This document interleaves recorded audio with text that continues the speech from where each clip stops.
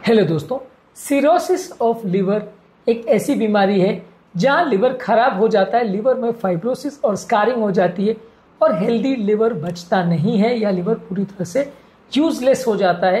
ये एक ऐसी कंडीशन है जहां पे लिवर का पूरा फंक्शन कॉम्प्रोमाइज हो जाता है। आज इस पर एक डिटेल ओवरव्यू करेंगे कि क्या इसके कारण होते हैं, क्या इसके लक्षण होते हैं, क्या इसकी जांचें होती है और कैसे इसको मैनेज करते हैं। ये सारी चीज़ें आज हम बात करेंगे ताकि सिरोसिस ऑफ लिवर, जो कि लिवर की सबसे ज़्यादा खतरनाक बीमारियों में से एक है, उसके बारे में आपको एक विस्तृत जानकारी मिल जाए। इससे रिलेटेड अलग टॉपिक्स पर हमने अलग वीडियोस किए हैं, जैसे इसके बारे में क्या खाना चाहिए, क्या नहीं करना चाहिए, क्या इसके ओवरऑल लक्षण होते हैं या क्या इसका मैनेजमेंट है। इसको हमने अलग अलग वीडियोस में डिस्कस किया है सेपरेटली। आज एक शॉर्ट में ओवरव्यू करेंगे। टॉपिक पर जाने से पहले जो लोग हमारे चैनल पर नए हैं उन्हें रिक्वेस्ट करूँगा कि चैनल को सब्सक्राइब करें, वीडियोस को लाइक करें, शेयर करें, फॉलो करें, कमेंट करें, पूरा देखें।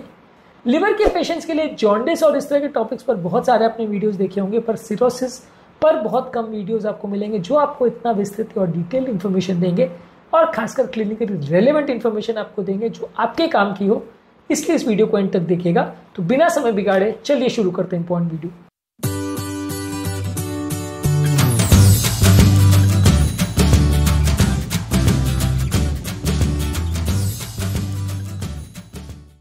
सबसे पहले इसके कारण ऑब्वियसली हम सब जानते हैं कि ज़्यादा अल्कोहल पीने से लिवर में परमानेंटली डैमेज होता है, जिसमें लिवर में सूजन होती है, लिवर के सेल्स मर जाते हैं, फाइब्रोसिस होती है, इससे सिरोसिस डेवलप होता है जो कि उसका लास्ट स्टेज है। इसके अलावा वायरल हेपेटाइटिस, खासकर हेपेटाइटिस बी और सी वायरस, ये धीरे धीरे करके लिवर में सूजन की वजह से एंड स्टेज में लिवर को खराब कर देते हैं और लिवर सिरोसिस में चला जाता है। Non alcoholic fatty liver disease, ये भी अल्कोहल जितना लिवर को डैमेज करता है, लेकिन यहाँ पे भी वो व्यक्ति जो अल्कोहल नहीं लेता है, बॉडी में डायबिटीज होने की वजह से, ओबेसिटी होने की वजह से या मेटाबॉलिक सिंड्रोम होने की वजह से नॉन अल्कोहलिक स्टीटोहेपेटाइटिस होता है। हमने इसमें इंटरमिटेंट फास्टिंग और बाकी चीज़ों के रोल पर काफ़ी डिस्कस किया है। फैटी लिवर पर भी हमने वीडियोस किए हैं, लगभग ये उसी तरह का ही है। फैटी लिवर कॉमन भाषा में इसको बोला जाता है। तो नॉन अल्कोहलिक स्टीटोहेपेटाइटिस जो है ये बहुत कॉमन कॉज है लिवर फेलियर का, ये भी कॉमन कॉज है सिरोसिस का। इसी तरह से अगर लिवर में एंटीबॉडी हो जाते हैं किसी भी बीमारी की वजह से, बॉडी में अगर एंटीबॉडी बन जाते हैं, जो कि नॉर्मली कुछ ऐसे सेल्स होते हैं जो नॉर्मली हमारे शरीर को कीटाणु से बचाते हैं, लेकिन कभी कभी एंटीबॉडी नुकसानदायक हो जाते हैं और लिवर को कर देते हैं डैमेज। इस तरह के केसेस में आपको ऑटो इम्यून हेपेटाइटिस होता है और ये लिवर का डैमेज का इंपॉर्टेंट कारण होता है। कुछ जेनेटिक बीमारियां जैसे हीमोक्रोमेटोसिस, जिसमें लिवर में आयरन जमा होता है, विल्सन्स डिजीज, जिसमें लिवर में कॉपर एक्स्ट्रा जमा हो जाता है, ये सारी चीज़ें लिवर में टॉक्सिक पदार्थ एक्यूमुलेट कर देती है, जिससे लिवर खराब हो जाता है और लिवर डैमेज हो जाता है। कुछ बिलियरी ट्रैक्ट की बीमारियां जैसे प्राइमरी बिलियरी कोलेंजाइटिस, जिसमें बाइल डक्ट्स में इन्फ्लेमेशन होता है। इसके अलावा प्राइमरी स्क्लेरोजिंग कोलेंजाइटिस, इसमें भी बाइल डक्ट में इन्फ्लेमेशन होता है, बाइल डक्ट्स स्कार हो जाती हैं। ये बाइल डक्ट्स का जो चैनल रहता है उसको ब्लॉक कर देता है, जिसकी वजह से लिवर में टॉक्सिन्स और बाइल डक्ट के जो पिगमेंट्स, बाइल पिगमेंट्स है, वो इकट्ठे हो जाते हैं और ये लिवर को डैमेज कर देते हैं। इसके अलावा कुछ मेडिसिन के लंबे समय तक प्रयोग करने से भी लिवर में डैमेज होता है और ये मेडिसिन जैसे कि आइसोनियाजाइड है, मीथोट्रेक्सेट है या कुछ और हेपाटोटॉक्सिक मेडिसिन है, जिसको हमने एक अलग वीडियो में डिस्कस किया है। ये सारी ही आपके लिवर को डैमेज कर सकती है। लंबे समय तक मेडिसिन का प्रयोग करना आवश्यक है इस डैमेज के लिए। अब बात करते हैं सबसे इंपॉर्टेंट पार्ट, इसके लक्षणों पर। इसके लक्षण कोई क्लियर कट नहीं होते, आपको बॉडी में से कोई अलार्म नहीं बजने वाला कि इस व्यक्ति को सिरोसिस हो गया है। ज़्यादातर व्यक्ति को कुछ नॉन स्पेसिफिक सिम्टम्स होंगे, जैसे बहुत ज़्यादा फटीग या सुस्ती होगी। जॉन्डिस अगर किसी को है, इसके अलावा आपको कई बार पेट में दर्द हो सकता है, पेट में फूल जाए या स्वेलिंग हो जाए और पाँव में भी सूजन आए, ऐसा हो सकता है। इसके अलावा आपकी ब्लीडिंग टेंडेंसी बढ़ जाती है, तो चोट लगने से जल्दी ब्लीडिंग होती है, ईजी ब्रूजिंग या ब्लीडिंग होती है, बार बार आपको छोटी मोटी चोट या बिना चोट लगे भी ब्रूजेस बन जाते हैं।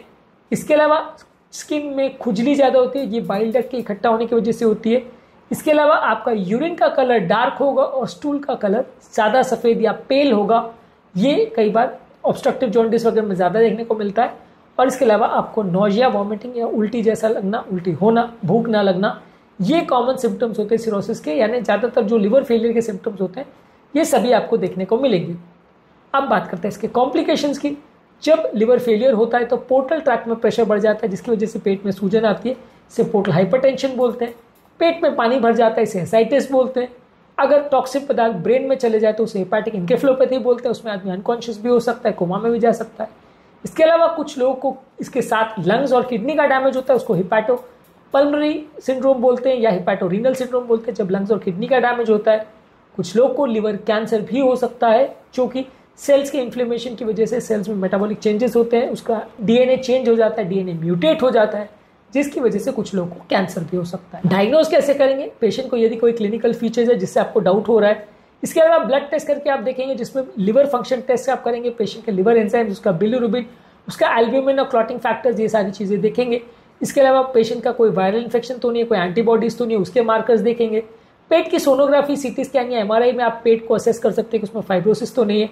लिवर का टुकड़ा निकाल सकते हैं जिसे लिवर बायोप्सी बोलते हैं, इसमें भी आप असेस कर सकते हो कि लिवर में कोई डैमेज वगैरह तो नहीं है।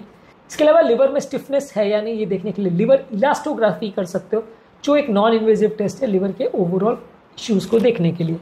इसके अलावा ट्रीटमेंट की अगर बात करें, ट्रीटमेंट में जो कारण जिसकी वजह से लिवर में डैमेज हुआ है उसको आप प्रॉपरली ट्रीट करिए। कुछ मेडिसिन आती हैं जैसे एसाइटिस में पानी भर गया उसको निकालने के लिए, हिपैटिक एनकेफेलोपैथी में कई बार कॉन्स्टिपेशन से बढ़ जाता है तो लैक्टुलोज दिया जाता है, पेट के बैक्टीरिया को मारने के लिए कुछ दवाइयाँ दी जाती है, पोर्टल हाइपरटेंशन होता है तो उसके लिए कुछ मेडिसिन आती है। इसके अलावा आपको लाइफस्टाइल चेंजेस बोला जाता है, खासकर नॉन अल्कोहलिक स्टेटोहेपेटाइटिस वाले पेशेंट्स को वजन कम करने बोला जाता है, डायबिटीज कंट्रोल करने बोला जाता है, ब्लड प्रेशर को कंट्रोल करने बोला जाता है। इसके अलावा आपको रेगुलर मॉनिटरिंग और फॉलोअप की आवश्यकता है, कोई कॉम्प्लिकेशन तो उसे मैनेज करने की आवश्यकता है, और अगर लिवर पूरी तरह से खराब हो गया तो ट्रांसप्लांटेशन की आवश्यकता पड़ सकती है। तो बेसिकली सिरोसिस एक एंड स्टेज डिजीज है जहाँ लिवर आपका परमानेंटली खराब हो जाता है। यदि हम इसको खराब होने से पहले अगर रोकथाम कर लेते हैं तो हम लिवर को बचा सकते हैं। यदि एक बार लिवर पूरी तरह से सिरोटिक चेंजेस में चला गया या पूरा डैमेज हो गया तो फिर काफ़ी पेशेंट्स को कॉम्प्लिकेशंस होते हैं और कभी कभार ट्रांसप्लांटेशन के लिए भेजना पड़ता है। तो ये बिल्कुल एंड स्टेज लिवर डिजीज को बोलते हैं, जो कि बहुत सारी बीमारियों की वजह से लिवर के होने वाले डैमेज की वजह से होता है। आज के टॉपिक में हमने बात करी सिरोसिस ऑफ लिवर पर, हमने डिटेल ओवरव्यू किया। इसके अलावा सिरोसिस के कॉम्प्लिकेशन, इसके डायग्नोसिस, इसके ट्रीटमेंट, इसके खाने पीने पर हमने अलग वीडियोस किए हैं, इनको जरूर चेकआउट करें। टॉपिक एंड करने से पहले जो लोग हमारे चैनल पर नए हैं उन्हें रिक्वेस्ट करूँगा कि चैनल को सब्सक्राइब करें, वीडियोस को लाइक करें, शेयर करें, फॉलो करें, कमेंट करें, पूरा दें।